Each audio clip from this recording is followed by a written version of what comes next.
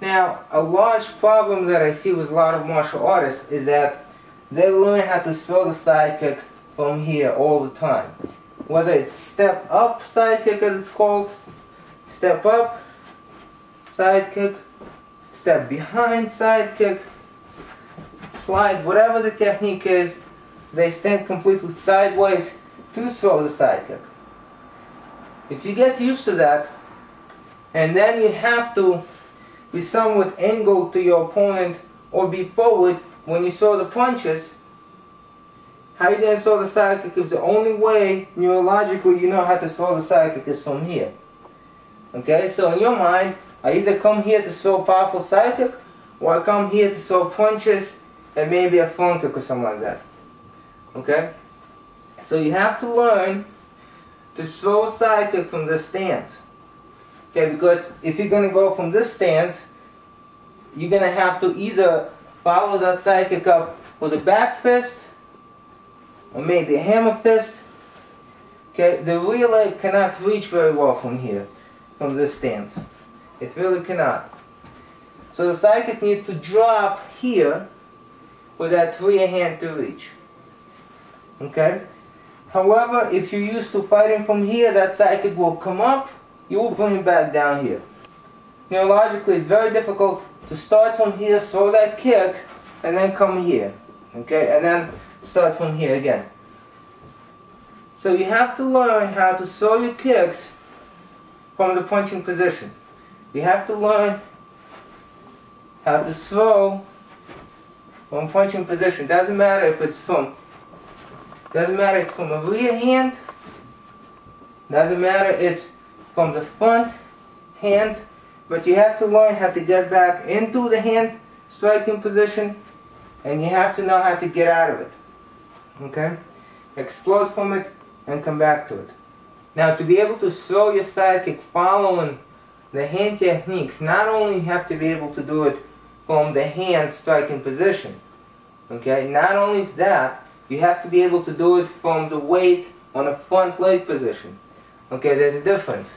Okay, here I'm prepared to use my hands. Okay? So here I'm prepared. That's one thing. The other, of course, is once the punches are thrown, the weight is on the front leg.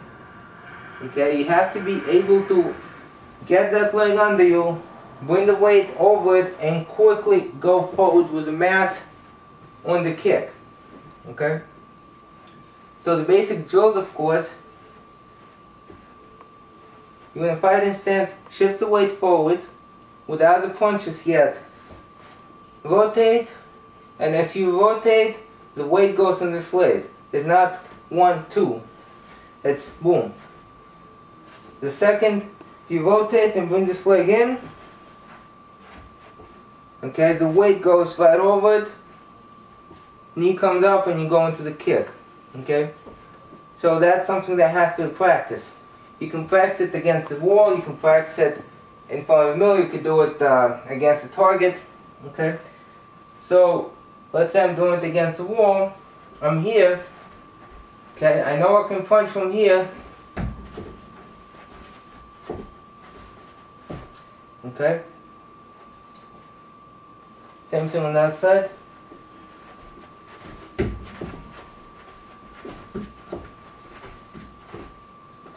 Once you can do that, you would add the punch. Rear or front hand.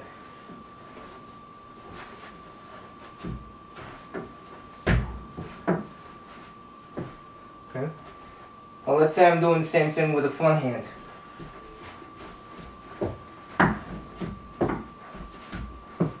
Okay?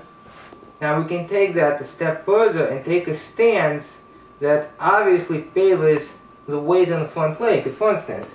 Okay? So here we are in a front stance. Okay? And you want to be able to throw a side kick with the front leg. Okay? Before you do that, you have to know where your target is. Okay? Once this leg turns here, you have to realize that the target is in this line. It's not lined up with the front leg. It's lined up with the rear hip. Okay? So here, I know that in my mind the target is right here. This is where my front leg is. This is where my target is. Okay, I don't try to strike this target. It's over. Okay, so leg turns, throws a kick, come back in the front stance. Turns, throws a kick, come back in the front stance. Okay? If you can do it in the front, from a front stance, especially a very deep front stance, where you have a lot of weight on this leg, you know that you'll be able to, in sparring, during the punches with the weight is transferred forward, throw that side kick. Okay?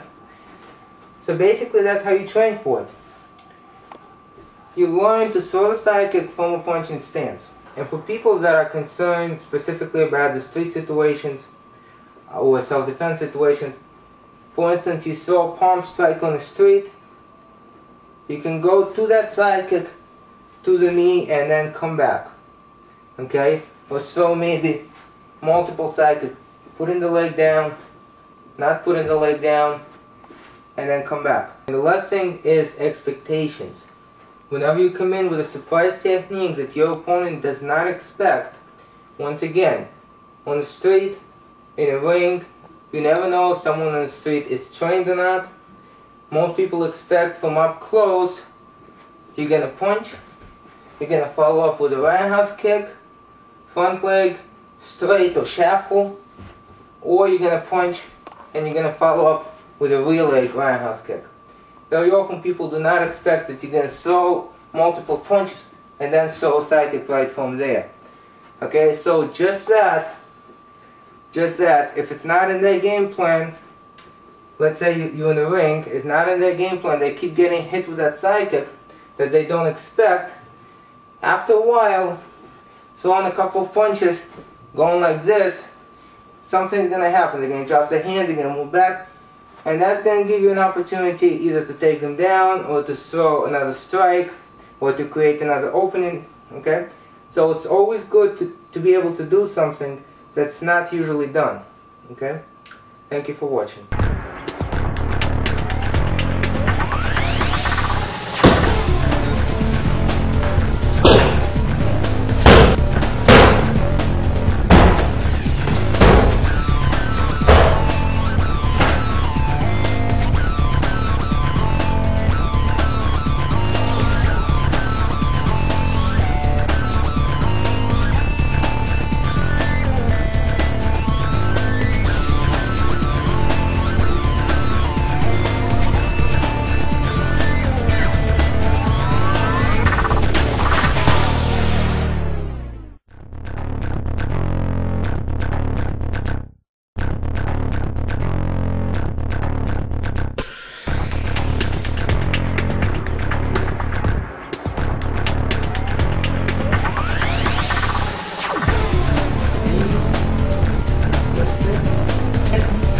I have to keep spinning.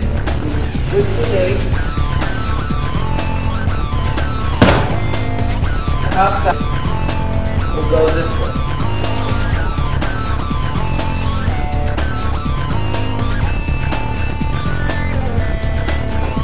Good.